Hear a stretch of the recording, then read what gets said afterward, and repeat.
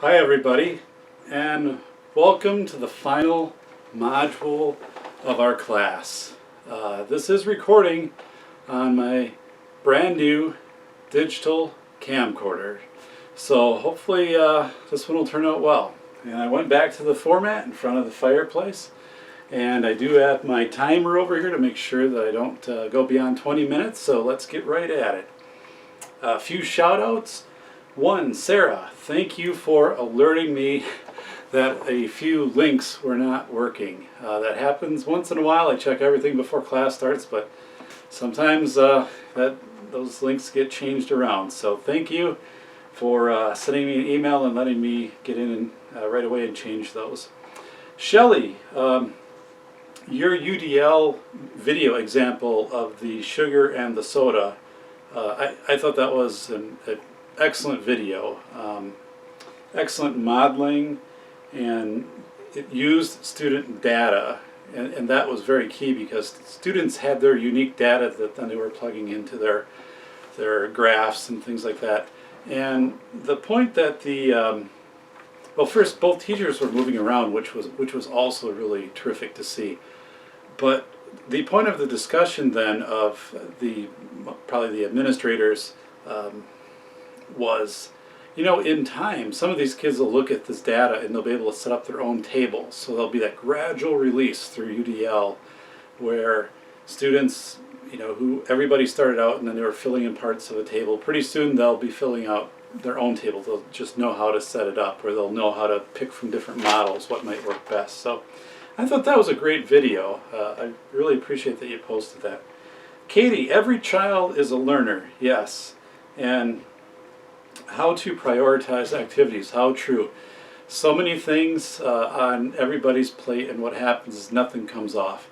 I actually encourage everyone to look into what's called prioritization matrices. And they're not very hard, but you basically can compare one thing against another and give it a ranking and come up with then a pretty objective priority list, even if it's subjective items. So, Google that, prioritization matrices. And you talked about how in your learning environment it has a dock cam, wireless keyboard, the wiggle cushions, the walking breaks, terrific. Just so many examples. I like the headphones and the thing is, and you didn't have to point this out, but the thing is that's respected by the kids. I remember I took a trip to Hudson a few years ago, and we were looking at how they were delivering response to intervention. And one of the things we saw in their elementary schools were ball seats in many of the classrooms. And a question I asked the teacher, I said, "Do these things get vandalized?" And she said, No, the students don't. That's not any different than any other, chair or anything else that we would have in school. And, that's always kind of the first thing that comes up when you'd have a discussion of purchasing something like that. It's like, well, are the kids going to take care of it? And they do. They appreciate it, they value it. And I think they see that investment in them and their classroom and their learning setting. So you didn't have to state it, but it was very much inferred. So let's look back to Module 6. Well, we talked a lot about Universal Design for Learning, obviously, because that's what the chapter was about. The blind piano composer from UW-Madison. I thought that was a wonderful example of indicating how somebody with a disability then can contribute to the overall betterment of society. In that regard, it's the music society, because going through that video, she was actually learning and creating new ways to put Braille into composition. And actually I know a high school girl that is right now doing a lot of Braille composition, and how challenging that is because it's kind of new territory. There isn't really a strict standard for that. So this person is the composer at UW-Madison, went and broke totally new ground in that area for everybody coming, after her. and then looking at generalizing, even some of the writing of the of her works. So even if you don't have a visual disability and you're able to read printed music, that it is still going to be in a format that is advanced from where it's at now. So the point I'm trying to get across is the contributions to society by people with disabilities and kids with disabilities. And instead of seeing it as we're giving to them and we're opening doors so they can come in, well, they're coming in and they're bringing things to us, and then they're opening doors for us. So it's two ways, and I don't think we always see that. UDL is more than differentiation. They're close. They're in the same family, but they're different. And I think the part is UDL has to do more with gradual release, and then also giving and with that gradual release, a good example was that sugar in like beverages and so forth, giving students then the ability to pick from an array of tables that they might use to set up to graph and to denote their data. So I think UDL really gets into that that gradual release of learning. How am I doing on time? Okay, pretty good here. The YouTube search, one of the things that is very fascinating, I didn't post it in this class, but I'll post something like the year 2030, and there's videos all over YouTube about the year 2020, 2025, 2030 year, even like the current year versus last year and things like that. But basically it's a video that'll say that 50% of the jobs that students, kindergartners will hold today haven't even been created yet, or something like that. So they're really amazing. And one thing stood out for me when I bought this camera. I bought a 128 gig thumb drive, which amazing. You can get 17 hours on that thumb drive.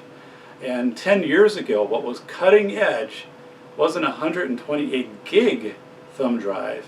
It was a 128 megabyte thumb drive. So just think about that. How fast things change. I'm taking my godfather's 2007 Buick LaCrosse, and he had passed away, and even looking at that versus my current vehicle, just the difference is that one doesn't have a USB port. It's a wonderful vehicle, but you can see the evolution of technology in just so many things. So I appreciate it, again, the YouTube searches and technology, again, using it as a tool to support education. This is where sometimes people will come in and they'll point to Khan Academy. So if you just get on Khan, you can learn everything. Well, you can acquire information, but you also, part of learning that is taking that and teaching others. And Khan Academy is one-dimensional. It's a screen that you're learning from. We talked about multi-sensory learning through tactile and olfactory and so forth. So Khan Academy is certainly a wonderful resource that wasn't there before, but it is not a substitute for a teacher. And sometimes people, they try to make that argument a little bit. And I was in a grad class or a doctoral class in Madison a few years ago, and there were two people kind of going at it with the why Khan Academy is the future, and the other person was, well, it's always going to be a teaching tool, but there will always be the teacher. And I don't know if you watched Star Trek II, The Wrath of Khan, but also a very good movie, The Wrath of Khan. Ricardo Montalban as Khan. Also on Fantasy Island, back when I was a kid. And then The Love Boat was right before that.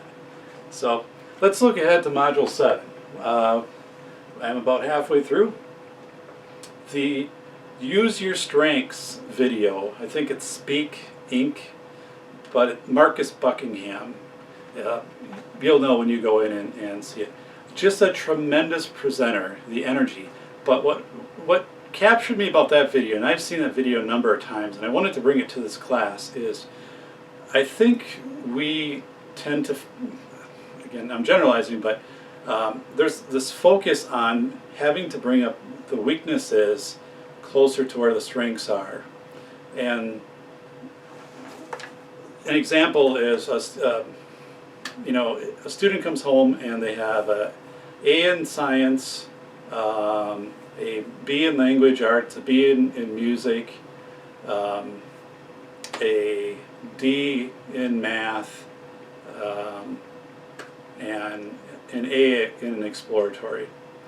So right away, when you look at the report card, what are you thinking?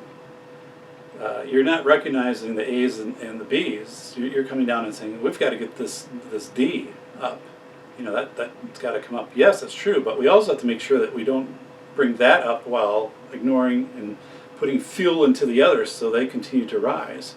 So Marcus really talks about playing to your strengths, and he talks about it at an elementary school level.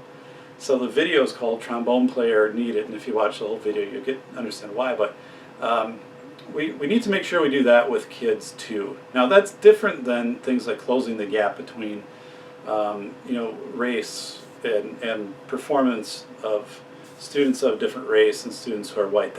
That's not what Marcus is talking about. He's talking about intrapersonal strengths and making sure, just like Bill Porter, making sure that you are capitalizing upon Bill's strengths.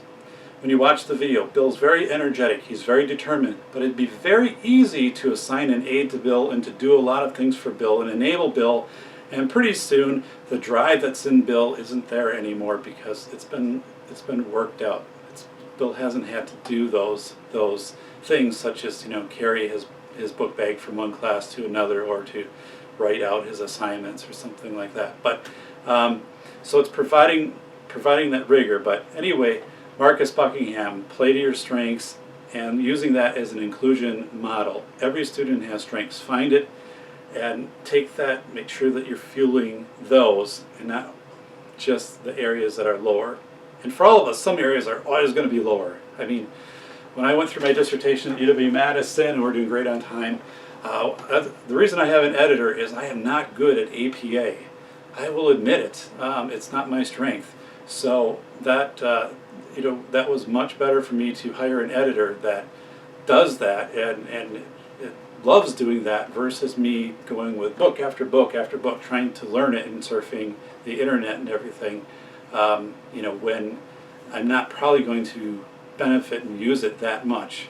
I know enough if you're doing papers that I can identify, something if it's wildly crazy and not APA even close. But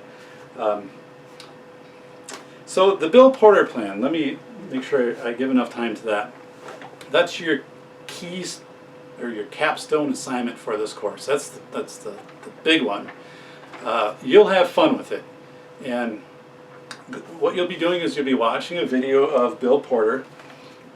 You'll be watching him as a door-to-door salesman. There was a video done by 2020 a few years ago, and at that time Bill was, I think, in his 70s, door-to-door salesman with cerebral palsy in Portland, Oregon. And the story focuses on Bill's determination and also Bill using the natural supports in his environment to get him through his day, like using a bellhop to help him with buttoning his cuffs, and just other things as he would go through his day. He had a lady, Shelley Brady, who would help him process some of his orders, and actually some of his clients would fill out the order forms. But excuse me. The Bill Porter story, once you watch the video, it's not long, it's about 20 minutes, I want you to think and put Bill in any grade that you want. So if you're a 4th grade teacher, put Bill in 4th grade, and you can write the narrative, such as, writing your paper. I found out today that we're getting a new student in school, and his name is Bill Porter, and he will be starting in my class next week. And, then you can write. And so what I needed to do is to learn more about cerebral palsy. So this is what I did. And please don't just say, I went on the internet and I found a website, and here's the website, and this is how I found the information. That might be one way But please be expansive in trying to learn about like cerebral palsy, for example. You're going to also talk about in its outline, but making sure that you're educating staff, because probably a lot of staff in your building, especially if it's not a very big school district, haven't really worked with a child with cerebral palsy. This is going to be totally new and can be totally intimidating. And when intimidation happens, people pull back. They don't want to be a part of the team. Not that they don't have the skills, but until they get comfortable that they have the knowledge and I guess the skill set to serve Bill, which they do. That's there, but that has to be brought out. It has to be a team, and then once you get past that barrier, then of working with Bill and just incorporating Bill into the school and school culture. How you do that with kids too, because some kids will be like, I don't know how to work with Bill. For example, like at recess, what can I do with Bill? What can't I do with Bill? Is it okay to help Bill in the library if he needs a book, or should he take it off the shelf? I mean, there'll be questions like this that kids will have. So that's another part. And then I go through and list things. Where people typically lose points on the Bill Porter assignment is the last two areas. One is they don't indicate social groups or integration. So if Bill could be part of student council, for example, some school activities, and then they don't identify outside agencies to help Bill, such as county human services, your local parks and rec, so forth. Make sure that you're getting down a number of those that are indicated in the rubric. Look at the rubric first before doing the assignment, please, because that's where people lose points almost all the time, is they do not complete those sections. If you're not currently teaching, then you can imagine Bill at any level that you might be teaching at or that you have taught at in the past. So make sure you can be creative. If you're in a private school, just I realize that there might be accommodation issues and things like that. Then note that in your paper. This is how we're going to serve Bill, and this we're going to try to meet his needs here, and here's how we're going to go about doing it. So it's really looking through the process. That's what I want you to reveal to me, and the technology that you're going to possibly look at for Bill. Not just a statement like, we would look at technology for Bill. No, if you're going to say something like that, you're going to say, we're going to look at an iPad and maybe some apps that would have large number letters for typing, or we're going to look at using a smart board that can have notes for Bill, or that Bill can verbally present his story and we'll record it or something like that, versus having to write it down or whatever it is. Look at different software programs. You can look at Pinterest, and maybe there's certain things, or even certain accommodations for Bill that might help. Thinking about the physical environment, if you have Bill in, can he sit in a seat like this? Should he be at a desk? Is he going to have to move around? How can you get from one building to the other? What about books? Things like that. All of those going in. But two, the biggest thing here is how to make Bill a part of your school culture, where staff and students and parents and everybody welcomes Bill, embraces Bill, because Bill Rigger lets Bill just blossom and then give everything back to the school. Because you're going to know Bill and know what he's capable of. Finally, I do my UW defense, my final defense, then I'm Dr. Perrodin, Ph.D., on May 2nd, and that is right after this class ends, so I'm going to grade papers as soon as my defense is done on May 2nd. I should have everything back to you by May 6th, and then I would enter the grades in Viterbo probably that day. Check the website, I will be posting things, and then I know a lot of you need the grades fast and things like that, so I will make sure there's a 1 week turnaround or less on those. So do not hesitate at all to contact me with any questions. Make sure you are accessing the website in case I'm posting any questions. If I do need to get a hold of you for any reason, I can track down your number and things like that through Viterbo.